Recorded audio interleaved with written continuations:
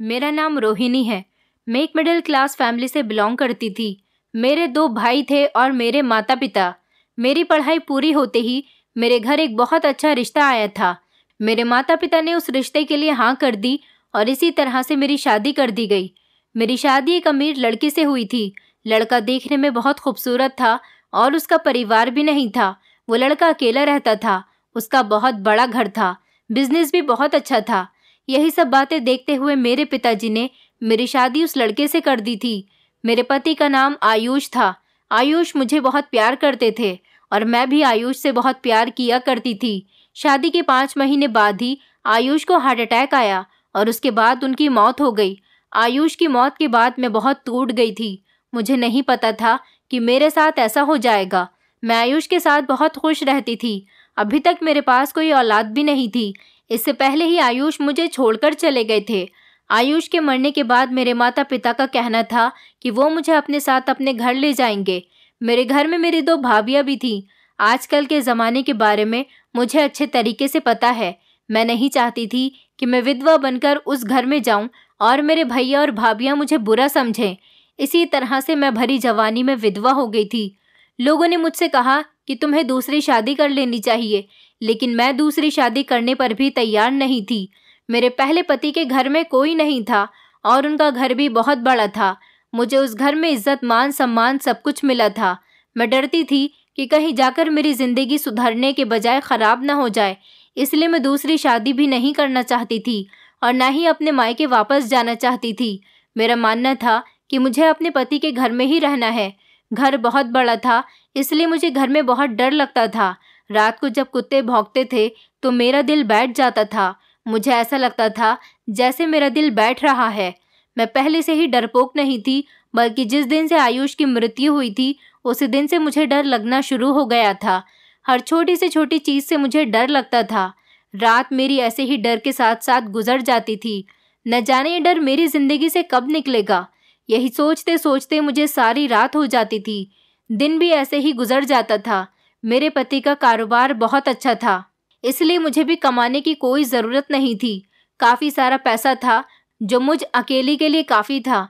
मैं काफ़ी समझदार और पढ़ी लिखी थी। सोचती थी कि बच्चों को ही ट्यूशन पढ़ा लिया करूं, लेकिन तभी मेरे दिमाग में आइडिया आया कि क्यों ना मैं अपने नीचे वाले पोर्शन को किराए पर दे दूं। इसी तरह से घर में मेरे लिए कोई सहारा भी हो जाएगा और मेरा सारा दिन भी गुजर जाया करेगा और मुझे रात को डर भी नहीं लगा करेगा। मैंने सोचा कि मुझे घर किराए पर दे देना चाहिए, लेकिन मैं किसी शरीफ फैमिली को ही किराए पर घर देना चाहती थी। अकेले इंसान को किराए पर नहीं देना चाहती थी, क्योंकि मैं अकेली और जवान थी।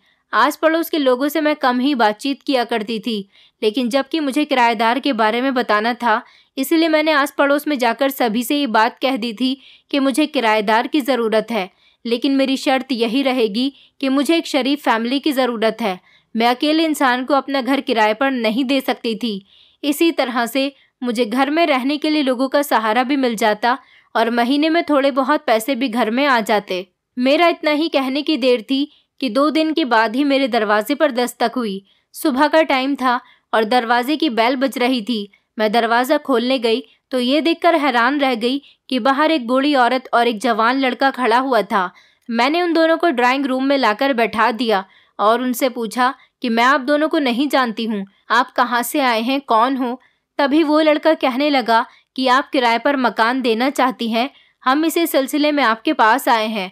हमने सुना था आप किराए के लिए एक फैमिली की तलाश कर रही हैं। हम दोनों ही इस घर में रहना चाहते हैं। हम दोनों के सिवा इस घर में कोई और नहीं रहेगा। मैंने कहा, जी आप बिल्कुल ठीक कह रहे हैं। मैं एक शरीफ फैमिली की तलाश कर रही थी। मैं अपना नीचे वाला पोर्शन किराए पर देना चाहती हूँ। मैंने कहा, आप दोनों माँ बेटे इस घर में रहना चाहते हैं? तभी वो बूढ़ी औरत बोल पड़ी और कहने लगी कि मैं इनकी माँ नहीं बल्कि इनकी पत्नी हूँ।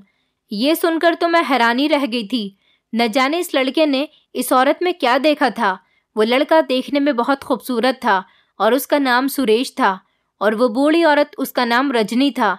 रजनी की उम्र लगभग 60 साल होगी। 60 साल की इतनी उम्रदार औरत से शादी करना, वो भी एक जवान लड़के के साथ, ये तो मुझे बहुत ही हैरत की बात लग रही थी।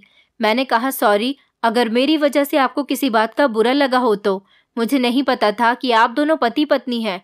उन्होंने कहा, कोई बात नहीं, अक्सर लोग हमें देखकर हैरान रह जाते हैं। तभी वो जवान लड़का कहने लगा, मैडम, आप हमें ये मकान किराए पर दे सकती हैं, हमें भी रहने का ठिकाना चाहिए और आपको भी एक किराएदार की ज़रूरत है। मैंने कहा, जी बिल्कुल, मैं आपको इस घर में रहने की इजाज़त दे देती हूँ। ये रही कमरे की चाबी और आप अपना सामान लेकर आ जाइए। तभी सुरेश रजनी जी की तरफ मुस्कुराते हुए देखने लगा और सुरेश कहने लगा कि किराया हम आपके मुँह मांगी रकम में दे देंगे। ये सुनकर तो मैं और भी ज़्यादा खुश हो गई थी। आखिरकार जैसे किराएदार मैं ढूंढना चाह रही थी, मुझे वैसे ही किराएदार मिल गए थे। मैंने उनको चाबी दे दी और उनसे कहा कि आप अपना सामान लेकर आ जाइए। थोड़ी ही देर बाद वो लोग अपना सामान लेकर मेरे घर में आ गए और उन्होंने अपना सारा सामान सेट कर लिया। ऐसे ही सारा दिन गुजर गया और शाम का वक्त आ गया। शाम के समय मैं सोच रही थी कि ना जाने सुरेश ने रजनी जी के अंदर क्या देखा था जो उनसे शादी कर ली थी। क्या पता उसकी क्या मजबूरी थी रजनी जी से शादी करने की। या तो ये शादी लव मैरिज थी या फिर अरेंज मैरिज हो सकता है। सुरेश के घर वालों ने रजनी जी के साथ ये शादी ज़बरदस्ती करवा दी हो या फिर सुरेश ने ही रजनी जी से खुद शादी कर ली हो। खैर, मैंने इन बातों को इग्नोर किया और खाना बनाने के लिए किचन में चली गई। खाना बनाते समय मुझे अपनी माँ की कही हुई बात याद आ गई थी। मेरी माँ ने कहा था, अगर आस पड़ोस में कोई नया रहने आ जाए तो उसे एक समय का खाना खिला दिया करो, क्योंकि ऐसा करने से हमें खुशी मिलती है और ना जाने उन लोगों को खाना मिलता होगा भी या नहीं। क्या पता वो किसी परेशानी में हो, क्या पता उनके पास घर में खाना बनाने के लिए राशन भी हो या नहीं। यही सब बातें सोचते हुए मैंने रजनी जी और सुरेश के लिए खाना बनाने की ठान ली थी। वैसे तो मैं अकेली थी, इसलिए अपने लिए ही खाना बना लिया करती थी, लेकिन आज मुझे 3 लोगों का खाना बनाते समय बहुत खुशी आ रही थी। मैंने सोचा मैं भी आज नीचे अपने नए किराएदार के लिए खाना बनाकर लेकर जाती हूँ। रात हो गई और मैंने खाना अच्छे से पैक कर लिया था।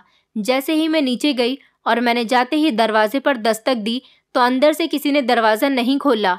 जब मुझे बहुत देर हो गई दरवाज़ा बजाते बजाते, तब मैंने सोचा कि शायद ये लोग थकान की वजह से सो गए होंगे, इसलिए मैं वापस जाने के लिए मुड़ गई थी।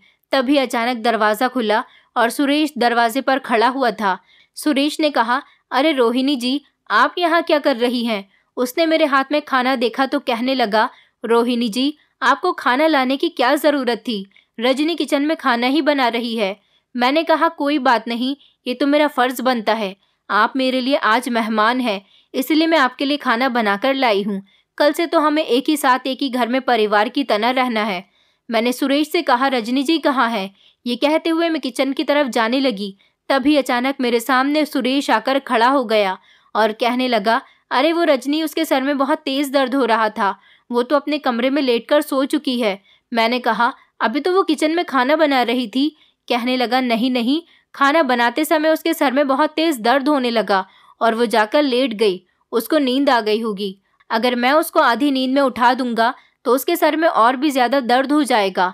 आपको तो पता है ना उसकी उम्र कितनी हो चुकी है, इसलिए उसको बीमारियों ने घेर रखा है। अगर मैंने उसे आधी नींद में उठा दिया तो वो और भी ज़्यादा परेशान हो जाएगी। ये सुनकर मैंने कुछ नहीं कहा और चुपचाप अपने पोर्शन में आ गई। ऊपर आते ही मैंने खाना खाया और खाना खाने के बाद मैं भी लेट गई। सोचने लगी कि सुरेश ने किस तरह से बात को पलट दिया था। पहले तो वो मुझसे कह रहा था कि रजनी जी खाना बना रही हैं, लेकिन उसके बाद ही जैसे ही मैंने किचन में जाने की कोशिश की, तभी उसने बात को इतने अच्छे तरीके से पलट दिया कि वो सो रही हैं। न जाने वो क्या कर रहा था और क्या कहना चाह रहा था। मैंने सोचा, खैर छोड़ो, मुझे क्या करना। मैंने इस बात को इग्नोर कर दिया। मैंने सोच लिया था कि रजनी जी को मैं अपनी बड़ी बहन बना लूँगी और हम दोनों इस घर में आराम से बैठकर बातें किया करेंगे। वैसे भी वो भी अकेली हैं और मैं भी अकेली हूँ, दोनों सारा दिन अकेले ही तो रहेंगे, इसलिए एक दूसरे का सहारा भी बन जाएंगे और एक दूसरे से अपना मन भी हल्का कर लेंगे। और धीरे धीरे मैं रजनी जी की ज़िंदगी के बारे में भी पता कर लूँगी। आखिर उन्होंने सुरेश से शादी क्यों की?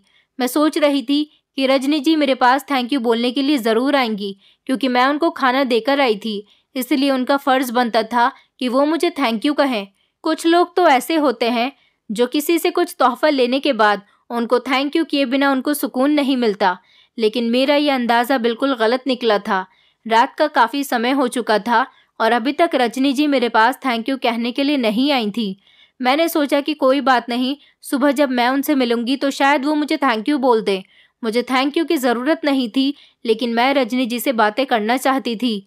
आज रात मेरी बहुत सुकून से गुजरने वाली थी, क्योंकि घर में किराएदार आ चुके थे और अब मुझे किसी चीज़ से डर भी नहीं लगता। घर में कोई सहारा था। ये बात मुझे बहुत बेफिक्र कर रही थी। कुत्तों की आवाज़ से भी मुझे डर नहीं लगता। जब मेरे पति जिंदा थे तब मुझे आवाज़ें नहीं आती थीं। शायद तब मुझे डर भी नहीं लगता था, क्योंकि उस वक्त मेरे पति का साया मुझ पर था। मेरे पति आयुष मुझे बहुत प्यार करते थे और हर रात मैं उनको याद करके रोया करती थी। ये सोचते सोचते ही मुझे नींद आ गई और अचानक ही आधी रात में मेरी आंख खुल गई। न जाने मेरी आंखें इतनी रात को क्यों खुली थीं। मुझे बहुत डर लग रहा था। रात को न जाने किसकी जोर जोर से चिल्लाने की आवाज़ आ रही थी। ऐसा लग रहा था जैसे कोई लेडी बहुत जोर जोर से रो रही है और बहुत तकलीफ में है, उसे किसी की मदद की ज़रूरत है। मुझे बहुत डर लग रहा था और डर की वजह से मेरा पूरा शरीर काँप रहा था। मैं अपने बिस्तर पर लेट गई और मैंने अपने दोनों कानों पर हाथ रख लिए ताकि वो आवाज़ मुझे ना आ पाए, लेकिन आवाज़ आना बंद ही नहीं हो रही थी। मैं बहुत परेशान हो गई थी कि आखिर मैं क्या करूं। ऐसे ही करते करते सुबह हो गई थी, लेकिन आवाज़ बंद नहीं हुई थी। सुबह के 6 बजे वो आवाज़ बंद हुई, तब जाकर मुझे सुकून मिला। कुछ देर बाद ही मुझे नींद आ गई थी। मुझे नींद इतनी गहरी आ गई थी कि मुझे पता ही नहीं चला कब सुबह के 10 बज गए। सुबह जब मेरी आंख खुली तो मैंने टाइम देखा। सुबह के 10 बज रहे थे। तभी अचानक मैं घबराकर उठी और उठने के बाद मैंने चाय बनाई और हाथ मुंह धोकर मैं चाय लेकर गैलरी में चली गई। गैलरी में मैंने देखा कि सुरेश गली में खड़े होकर किसी से फ़ोन पर बात कर रहा था। ऐसा लग रहा था जैसे वो कहीं जा रहा हो। फ़ोन पर बात करते करते ही उसकी निगाह ऊपर की तरफ आ गई।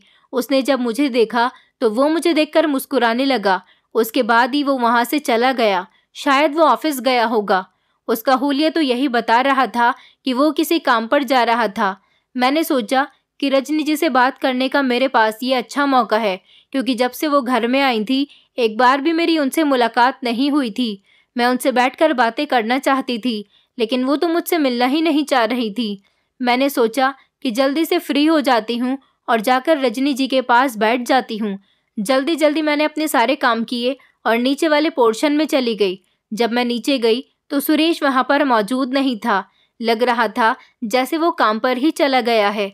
मैंने दरवाज़ा बजाया तो दरवाज़ा अंदर से बंद था। मैंने बार बार दरवाज़ा बजाया, लेकिन अंदर से दरवाज़ा किसी ने नहीं खोला। मैं खड़े हुए यही सोच रही थी कि इतनी देर से दरवाज़ा बजा रही हूँ, फिर भी कोई दरवाज़ा क्यों नहीं खोल रहा। तभी थोड़ी देर के बाद अंदर से आवाज़ आई, रोहिणी जी, ये आप हो क्या? वो आवाज़ रजनी जी की ही थी। मैंने कहा, जी रजनी जी, दरवाज़ा खोलिए, मैं हूँ रोहिणी। तभी रजनी जी ने दरवाज़ा खोला। मैंने रजनी जी की तरफ देखा तो उनकी आंखों में आंसू थे। ये देखकर मैं हैरान रह गई थी। उन्होंने मुझे अंदर आने को कहा और सोफे पर बैठा दिया। कहने लगी कि मेरे पति ने मुझे परमिशन नहीं दी है कि मैं किसी को भी अंदर आने दूं, इसलिए मैं सोच समझकर घर का दरवाज़ा खोलती हूँ। मैंने कहा, रजनी जी, ये तो आपके लिए नया मोहल्ला है, आखिर यहाँ पर कौन आएगा?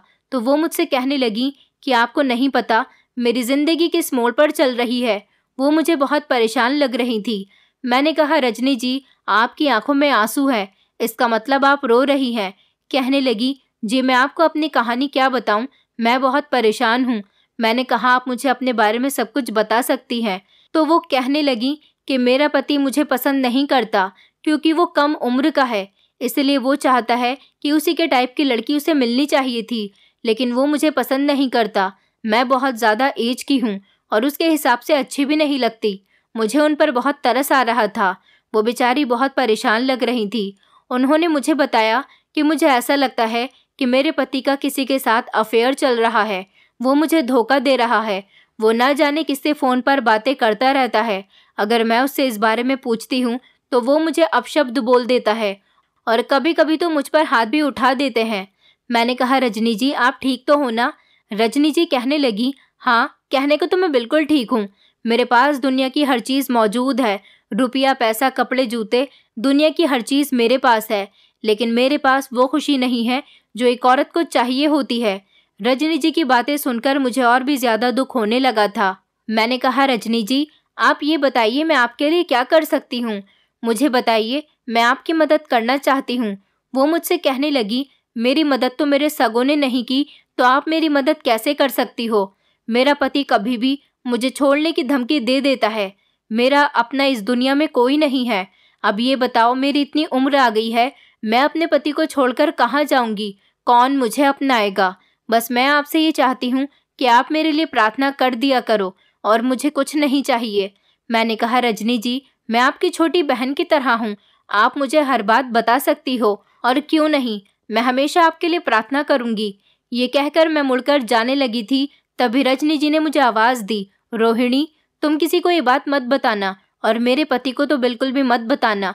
अगर उसको ये बात पता चल गई तो वो मुझ पर हाथ ज़रूर उठाएगा और ये भी पता नहीं चलना चाहिए कि आप यहाँ पर आई थी और मैंने आपको कुछ बताया है। मैंने उनसे कहा कि हाँ हाँ, आप बिल्कुल फिक्र मत कीजिए, जैसा आप कहती हो वही होगा, मैं आपके पति को कुछ भी नहीं बताऊंगी। इतना कहकर मैं ऊपर चली गई थी। मुझे रह रहकर सुरेश पर बहुत गुस्सा आ रहा था। आखिर उसने शादी ही क्यों की थी जब अपनी पत्नी को मारना पीटना था? तो जब उसे अपनी पत्नी पसंद नहीं है तो उसने रजनी जी से शादी ही क्यों की थी? मैं सोच रही थी कि काश सुरेश अपनी पत्नी को कैद में नहीं रखता, वो कितना अच्छा होता। वो तो बेचारी वैसे भी इतनी उम्र की हो गई हैं, उसे उन पर इतनी पाबंदियां नहीं लगानी चाहिए, जबकि वो खुद किसी और से चक्कर चला रहा है। अगर रजनी जी पर उनका पति पाबंदी नहीं लगाता तो रजनी जी और मैं आपस में छोटी बड़ी बहनें बन जाते, हम दोनों एक दूसरे से अपने गम बांट लेते। लेकिन मैंने अपने रोज़ की रूटीन पर ध्यान देना शुरू कर दिया और रात को सोने के लिए लेट गई थी। आज फिर घबराकर आधी रात के समय मेरी आँख खुल गई थी और आज भी वही वजह थी जिसने मुझे कल सोने नहीं दिया था। मुझे किसी औरत के चीखने की आवाज़ सुनाई दे रही थी। मैंने कान लगाए तो मुझे ऐसा लग रहा था जैसे ये आवाज़ बहुत करीब से आ रही थी और मैं यही सोच रही थी कि ये आवाज़ कहाँ से आ सकती है। मुझे इस बारे में हर तरह से पता करना था। धीरे धीरे कमरे से बाहर निकली तो मुझे चीखने की आवाज़ें और भी ज़्यादा करीब से आने लगी थी और तब मुझे अंदाज़ा हुआ था कि चिल्लाने की आवाज़ कहीं और से नहीं बल्कि नीचे वाले पोर्शन से आ रही थी और चीखने वाली औरत कोई और नहीं बल्कि रजनी जी थी। एक लम्हे के लिए तो मैं दंग रह गई थी। फिर मैं जल्दी से सीढ़ियों से उतरी। मुझे रजनी जी से पहले ही मुलाकात में दिली लगाव हो गया था। अब मैं रजनी जी को परेशानी में नहीं देख सकती थी। मैंने ज़ोर ज़ोर से उनका दरवाज़ा पीटना शुरू कर दिया था। मैं बहुत देर तक खड़ी हुई दरवाज़ा बजाती रही थी, लेकिन किसी ने भी दरवाज़ा नहीं खोला था और ऐसा भी नहीं था कि दरवाजे की आवाज़ सुनकर शोर थम गया हो। अब तो मुझे रजनी जी के चीखने की और भी ज़्यादा तेज़ आवाज़ें आने लगी थीं। दरवाज़ा पीट पीट कर मेरे हाथों में दर्द शुरू हो गया था। थक हार कर मैं वापस अपने पोर्शन में चली गई थी। रात के इस समय में किससे मदद मांगती, क्योंकि हर कोई तो अपने घर में सो रहा होगा। आज रात तो मुझे रजनी जी की फिक्र में नींद भी नहीं आ रही थी, इसलिए मैं गैलरी में जाकर बैठ गई थी।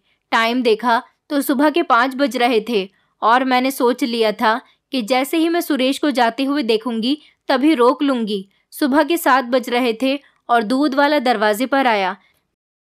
जब मैं दरवाज़ा खोलने गई तो मैंने देखा कि सुरेश घर से निकल रहा था और मुझे देखते ही हैरान हो गया था। जब वो बाहर निकलने लगा तो मैंने तभी उसको आवाज़ दी। मैंने कहा, सुरेश, मेरी बात सुनो। मैंने उसके चेहरे पर एक डर सा देखा था। वो मेरे सामने सीधा बनकर खड़ा हो गया था और ख़ुद ही मुझसे कहने लगा, मैं जानता हूँ आप मुझसे क्या कहना चाहती हो। सुरेश के चेहरे पर बहुत ज़्यादा उदासी फैल गई थी। वो मुझसे कहने लगा, आपको रजनी जी की फ़िक्र हो रही होगी कि वो रात को क्यों चिल्लाती रहती हैं। मुझे भी उसकी बहुत फ़िक्र होती है, मगर मेरे पास उसका कोई इलाज नहीं है। अगर आपके पास कोई हल है तो मुझे भी बता दीजिए। मैंने देखा था सुरेश की आंखों से आंसू निकल रहे थे और वो मुझसे नज़र बचाकर अपने आंसू साफ कर रहा था। मैंने सुरेश से कहा कि तुम मुझे ये बताओ, आखिर उन्हें क्या परेशानी है, तभी तो मैं तुम्हें कोई हल बता पाऊंगी। तब सुरेश ने अपना सर उठाया और मेरी आंखों में आंखें डालकर कहने लगा, सबसे बड़ी परेशानी तो उसकी ये है कि वो मुझ पर बहुत शक करती है। मैंने हैरत से सुरेश की तरफ देखा तो वो हंसने लगा और कहने लगा, मैंने रजनी जी से अपनी मर्जी से शादी की है। आप मेरी शक्ल और सूरत को गौर से देखिए, मेरी और रजनी में कितना फ़र्क है। मैं चाहता तो किसी जवान खूबसूरत लड़की से भी शादी कर सकता था, लेकिन मैंने सब कुछ छोड़कर रजनी से शादी की और रजनी को चुना। वो बेसहारा है, मैं उसको सहारा देना चाहता था और इसीलिए मैंने उससे शादी की थी, लेकिन फिर भी वो मुझ पर शक करती है। उस दिन तो आपने भी रजनी को मेरी माँ समझ लिया था। मुझसे बस यही गलती हो गई थी कि मैंने रजनी को बेसहारा समझकर उससे शादी कर ली थी। वो मेरे घर पर नौकरानी का काम करती थी। ये सब देखकर मुझे अच्छा नहीं लगता था और इसीलिए मैंने सोचा कि मैं उससे शादी कर लूँगा, उसे अपना नाम दे दूँगा। मेरे घर वालों को ये बात पसंद नहीं आई और उन्होंने मुझे अपने घर से निकाल दिया। मैंने रजनी की खातिर अपने परिवार वालों को भी छोड़ दिया। अब आप ही बताइए, मैंने रजनी से शादी करके गलत किया या फिर सही? मेरे माता पिता ने मुझे अपनी जायदाद से भी बेदखल कर दिया।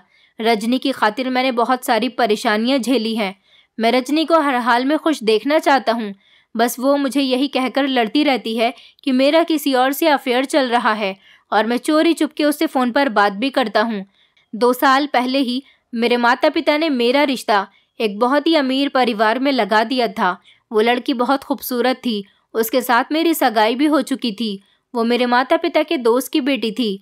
मैंने रजनी जी की खातिर उस रिश्ते से साफ इनकार कर दिया था, जबकि मेरे माता पिता का कहना था कि तुम इस औरत के प्यार में अंधे हो गए हो। तुम्हें ये भी नज़र नहीं आता कि ये औरत तुम्हारी माँ की तरह है, लेकिन तुम इस नौकरानी की खातिर अपने परिवार को छोड़ रहे हो और अपनी मंगनी भी तोड़ रहे हो। मैं तुम्हें अपनी जायदाद से बेदखल कर दूंगा अगर तुमने इस नौकरानी से शादी कर ली तो। मैंने अपने माता पिता की भी कोई बात नहीं मानी और रजनी की खातिर अपनी मंगनी भी तोड़ दी और अपना घर छोड़कर अपना सामान पैक करके दर बदर की ठोकरें खा रहा था। मैंने अपनी पत्नी के साथ वफा निभाई और इतनी कम उम्र में भी हमेशा रजनी का साथ दिया, मगर अब अपनी पत्नी का ऐसा रवैया देखकर मुझे अकेलेपन का एहसास होता है। मैं सोचता हूँ कि मैंने रजनी को सहारा देने के लिए अपना सहारा खो दिया, लेकिन उसे इस बात का बिल्कुल भी एहसास नहीं है। शादी की पहली रात से ही रजनी मुझ पर शक करती है। उसको ऐसा लगता है जैसे जिस लड़की से मेरी सगाई हुई थी, मैं आज भी उससे बातें करता हूँ और मुझसे कहने लगी कि तुम मेरे कभी भी नहीं हो सकते क्योंकि तुमने मजबूरी में मुझसे शादी की है। तुम तो आज भी इस लड़की की खूबसूरती के पीछे पड़े हुए हो जिससे तुम्हारी सगाई हुई थी। अब वो हर रात मुझ पर शक करती है और लड़ाई करती है और बेवजह चीखती रहती है। उसकी वजह से पहले भी कई मकान मालिक हमें किराए के घर से बाहर निकाल चुके हैं, क्योंकि लोग मुझ पर शक करते हैं कि शायद मैं अपनी पत्नी को मारता पीटता हूँ, इसलिए वो इतना चिल्लाती है और हर 2-3 महीने में मुझे नया घर बदलना पड़ता है, मगर मुझे कहीं भी सुकून नहीं मिलता। रजनी की लड़ाइयाँ मुझे जीने नहीं देती। अब ये मेरा 5वां घर है। मैंने यहाँ आकर तो इसके आगे हाथी जोड़ दिए और कहा कि तुम्हें भगवान का वास्ता मुझे जीने दो, मगर वो यहाँ आकर भी अपनी हरकतों से बाज नहीं आती। मैं आपको एक बात बताना चाहता हूँ, ये रजनी दिमागी तौर पर बीमार हो चुकी है।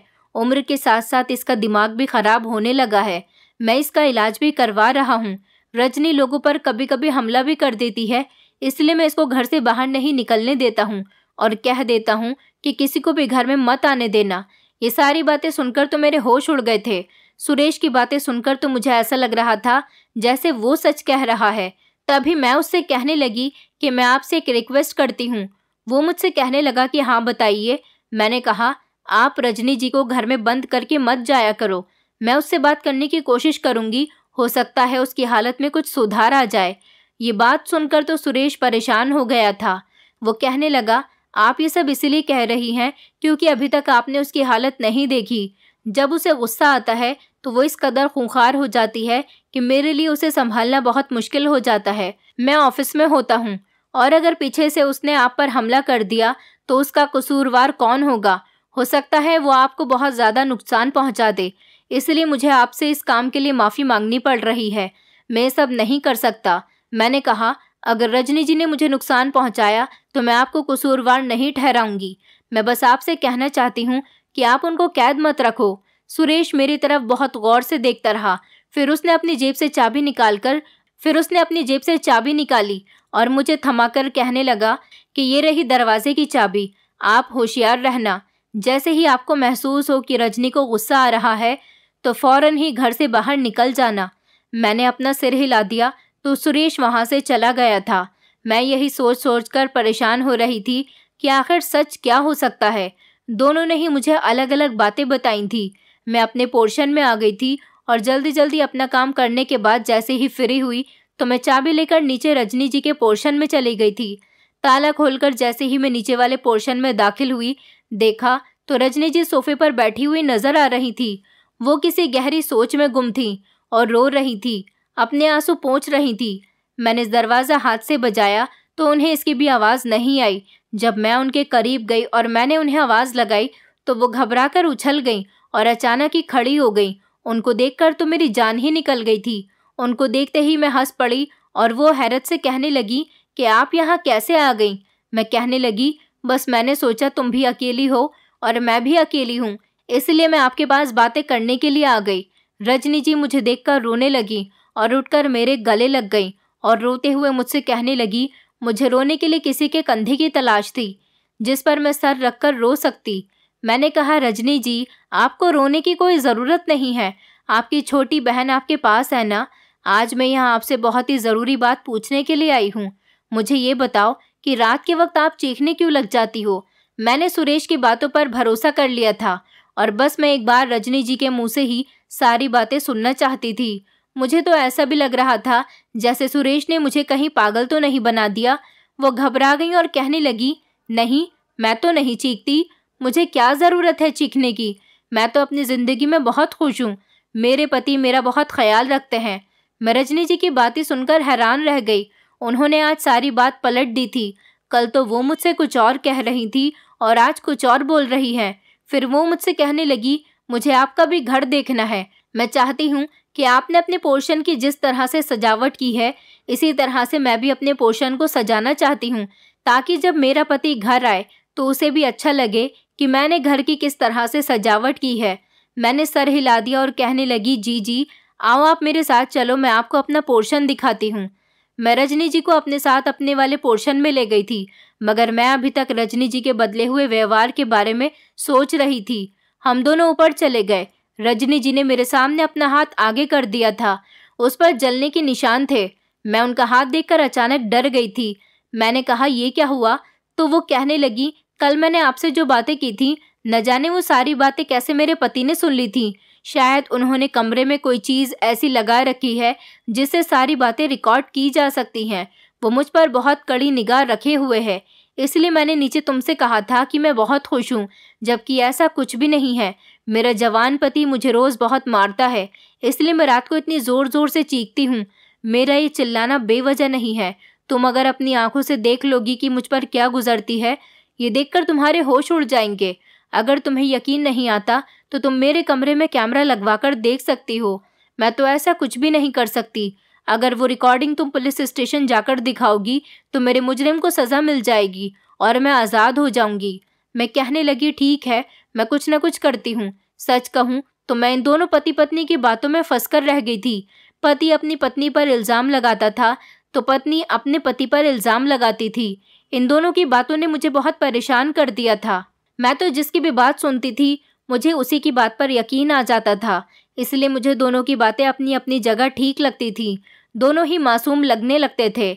सच तक पहुंचने का एक ही हल था और वो था कि मैं सच में नीचे वाले पोर्शन में कैमरे लगवा दूं। मैंने कैमरे के लिए किसी से कह दिया था। खैर, अब भी रात को मुझे नीचे वाले पोर्शन से चीखने की आवाज़ें आ रही थी और सुबह जब सुरेश से मेरा सामना हुआ तो वो मुझसे कहने लगा, मेरी पत्नी की हालत बहुत ख़राब होती जा रही है। जबकि दिन के वक्त तो रजनी जी मेरे सामने रोती रहती थी और कहती थी कि मुझ पर जुल्म बढ़ते चले जा रहे हैं। मैं रजनी का दिल लगाने के लिए हर मुमकिन कोशिश किया करती थी। उनसे बातें भी करती थी और उनको हंसाती थी। उनको घर की सजावट के बारे में इंफॉर्मेशन देती थी। मैं उनका बहुत ख्याल रखती थी। उनको अपने हाथ से शाम को चाय बनाकर दिया करती थी। आखिर वो बुजुर्ग थीं, उनसे अपने पोर्शन की सफाई नहीं होती थी तो मैं उनके पोर्शन में सफाई लगाकर आ जाया करती थी। मैं ऐसा उनके साथ इसीलिए करती थी ताकि उनका दिल बहल जाए और उनका ध्यान अपने पति की तरफ से हटने लगे। मुझे इन दोनों पति पत्नी की बहुत फिक्र लगी रहती थी। मैं चाहती थी अगर सुरेश मुजरिम है तो उसे जल्द से जल्द सज़ा मिलनी चाहिए और अगर रजनी जी बीमार हैं तो उनका इलाज होना चाहिए। कैमरा आने में थोड़ा सा ही समय बाकी रह गया था। आज शाम जब मैंने खाना बनाया तो मैंने सोचा था कि आज भी मैं रजनी जी को खाना दे आती हूँ। वैसे तो मैं रात के समय ज़्यादातर नीचे वाले पोर्शन में नहीं जाती थी, लेकिन आज मुझे खाना देना था, इसलिए मैं रात के वक्त नीचे चली गई थी। मैं सीढ़ियों से उतर रही थी। इतनी देर में ही मेरे कानों में रजनी जी की आवाज़ पड़ी थी। वो कह रही थी कि आज तुम सारी तैयारी के साथ आ जाना, तुम उसकी फ़िक्र मत करो, वो कमज़ोर है, उसे काबू करना आसान है। मैं ये बातें सुनकर उल्टे पैरों वापस चली गई थी। अब मेरे सामने रजनी जी का एक नया रोल सामने आया था। मेरे दिमाग में न जाने कैसी कैसी बातें घूम रही थी। मुझे ऐसा लग रहा था जैसे रजनी जी ही गलत थी। वो हर रात अपने किसी जानने वाले को घर पर बुलाती थी और शायद उसके साथ कुछ गलत करती हूँ और जानबूझकर खुद जोर जोर से चीखती हूँ ताकि लोग सुरेश को बुरा समझें और वो अपनी मनमानी करती रहें। कैमरा आने में तो अभी कुछ समय बाकी था, इसीलिए मैंने अपनी एक पुरानी दोस्त को फ़ोन किया था। वो पुलिस की नौकरी कर रही थी और लेडी कांस्टेबल थी। मैंने उसको फ़ोन किया तो अपने घर के बारे में उसको सारी बातें बता दी थी। मैंने उससे कहा कि मुझे तुम्हारी और तुम्हारी टीम की बहुत ज़रूरत है। मेरे घर आकर सारी सच्चाई का पता लगा लो। मेरी दोस्त आने के लिए तैयार हो गई थी। मैं खाना खाकर अपनी दोस्त का इंतज़ार कर रही थी। फिर ना जाने क्या हुआ कि मेरी आँख लग गई और मैं गहरी नींद में सो गई। जैसे ही मेरी आँख खुली तो मैंने देखा कि मैं एक अस्पताल के बेड पर हूँ। मैं घबरा गई और मैंने बड़ी हैरत से इधर उधर देखा। मेरी दोस्त मेरे सामने ही खड़ी हुई थी। मेरी दोस्त का नाम रीना था। मैंने रीना से कहा, रीना, मैं यहाँ अस्पताल में क्या कर रही हूँ? वो हंसकर कहने लगी, रोहिणी, तुम एक बहुत बड़े कारनामे को अंजाम देकर आई हो। बहुत दिनों से हमें लगातार इस चीज़ की शिकायत हो रही थी कि एक गैंग है जो लोगों के घर पर किराएदार बनकर रह रहे हैं और उनके घरों में चोरी करने के इरादे से घुस जाते हैं। जब लोगों को उन पर भरोसा हो जाता है तो वो चोरी करने के बाद उनके घर से फरार हो जाते हैं। कल रात तुम्हारी वजह से हम उस गैंग को पकड़ने में कामयाब रहे। मैंने उससे कहा, वो कैसे? रीना ने बताया कि रोहिणी, तुम्हारे घर पर जो किराएदार रह रहे थे वो इसी गैंग का हिस्सा थे। वारदात करने का उनका ये तरीका है कि वो बेसहारा औरतों के घर पर किराएदार की तरह रहते हैं और फिर औरतों को चकमा देने के लिए एक्टिंग करते हैं। पति अपनी पत्नी पर इल्ज़ाम लगाता है और पत्नी अपने पति पर इल्ज़ाम लगाती है। ऐसे ही औरतें उनके झगड़ों में उलझ जाती हैं और अपने घर के बारे में सब कुछ भूल जाती थीं। तुम्हारे साथ भी कुछ इस तरह का ही हादसा हुआ था। उन्होंने तुम्हारे साथ भी ऐसा ही किया था कि तुमने रजनी को अपने घर की एक चीज़ दिखा दी थी। तुमने उसे अपने जेवर से लेकर अपनी हर कीमती चीज़ दिखा दी थी। ये तो तुम शुक्र करो कि तुमने रजनी की सारी बातें सुन ली थी। कल रात उन दोनों ने तुम्हारे खाने में नींद की गोलियां मिला दी थी, जिसकी वजह से तुम गहरी नींद में सो गई थी और तुम्हारे घर की एक चीज़ लूटने का इरादा वो दोनों पहले ही कर चुके थे। ये उनकी बहुत सोची समझी प्लानिंग थी। तुम्हारे घर की एक कीमती चीज़ लेकर फरार होना चाहते थे।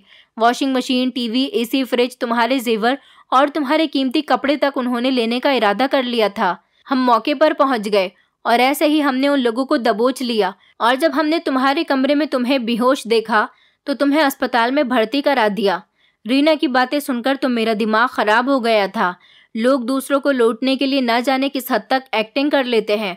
मुझे तो उन दोनों की एक्टिंग बिल्कुल रियल लग रही थी।